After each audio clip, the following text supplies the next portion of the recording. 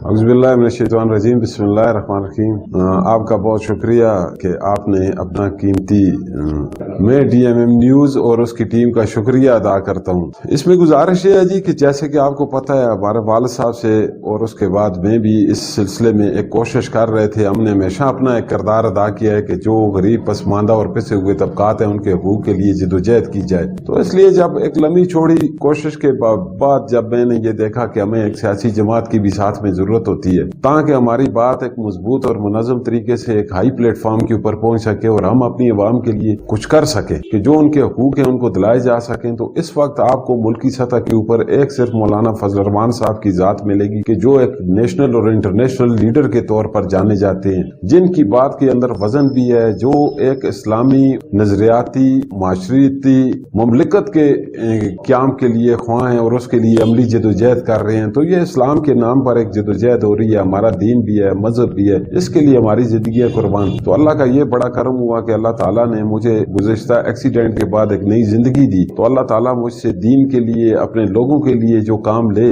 तो वो इस जमात के तवस्सुत से मेरे सोच के मुताबिक ये था कि इस जमात के तवस्सुत से हम ज्यादा बेहतर तरीके से लोगों की खिदमत कर सकते हैं। तो अल्लाह के फजल करम से उस वजह से मैंने जमीयत उलमा इस्लाम को चुना और जमीयत उलमा इस्लाम के अंदर शमूलियत अख्तियार की। और यहाँ पर मेरे लिए सबसे बड़ी बात ये हुई कि हमें उलमा का साया मुयसर हुआ, जिनकी मौजूदगी में हमें दीन के साथ दुनिया और हिंदुस्तान के अंदर, पूरी दुनिया के अंदर, पाकिस्तान के अंदर जो इस्लामी एक इनकलाब और इस्लामी माशरे की तश्कील नो का हमें एक ख्वाब नजर आया है, हमें एक उम्मीद नजर आई है और हम उसके लिए अपनी जदोजहद इनके हिस्से में डालकर बतौर कारकुन इनके साथ काम करना चाहते हैं। अभी तक तो देखें PTI की पोजीशन ये है कि PTI के अंदर तो लोग इस वक्त महंगाई की चक्की के अंदर पिस रहे हैं। मुस्लिम लीग ने भी एक गैर मारूफ उम्मीदवार को मैदान के अंदर उतारा है। आप पूरे जिले के अंदर देखें कि 5 तहसीलों के अंदर जो उम्मीदवार जमीयत उलमा इस्लाम ने मैदान के अंदर उतारे हैं वो इंतहाई ज़ीरक हैं, समझदार हैं, मामला फहम हैं और तजर्बाकार हैं। इससे पहले अतीक खान जहांगीरी जिला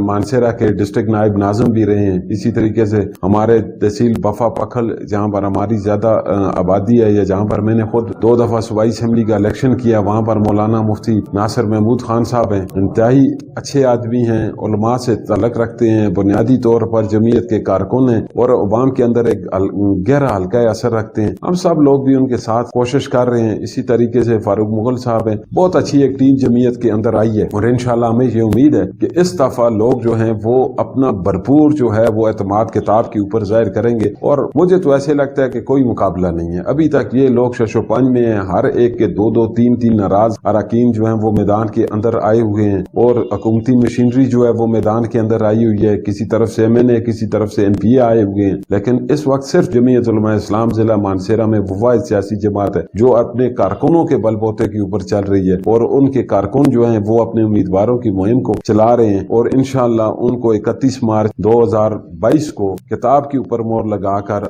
पूरे जिला मानसेरा और बिलखुसूस मानसेरा और तहसील बफा पखल से इंशाअल्लाह किताब जो है वो काम देखें। आप अभी मरकज के ऊपर भी अगर देखा जाए तो इस वक्त मरकज के अंदर भी हमारे कायद मौलाना फजल रहमान साहब भी मरकज व महवर हैं इन सारी तहरीकों के। इन तहरीकों को चलाने के लिए, इन तहरीकों को मूवमेंट देने के लिए, अवाम को मोबिलाइज करने के लिए, मैदान के अंदर लाने के लिए, सड़कों के अंदर लाने के लिए जो सबसे अहम और बुनियादी रोल अदा किया वो जमीयत उलमा इस्लाम ने। और इस वक्त तक भी मरकजी सतह के ऊपर भी जो हुकूमत के खिलाफ उनकी गलत पॉलिसियां, महंगाई, अवाम के खिलाफ दुश्मनी और हालिया ये जो दहशतगर्दी का एक एक्ट हुआ है, जो अमल हुआ है, इसके खिलाफ सबसे मजबूत और मुनज़्ज़म आवाज जो निकाली गई है या उठाई गई है वो मौलाना फजल रहमान साहब की तरफ से हुई है। यही उनकी खूबी है कि जिसकी वजह से एक आम पाकिस्तानी, मेरे जैसा एक पाकिस्तानी जो है वो अब इस बात के ऊपर सोचने पर मजबूर हुआ कि ये वाहिद क़यादत है कि जिसके झंडे के नीचे हम इस मुल्क के अंदर एक इस्लामी नजरियाती फिक्री इनकलाब ला सकते हैं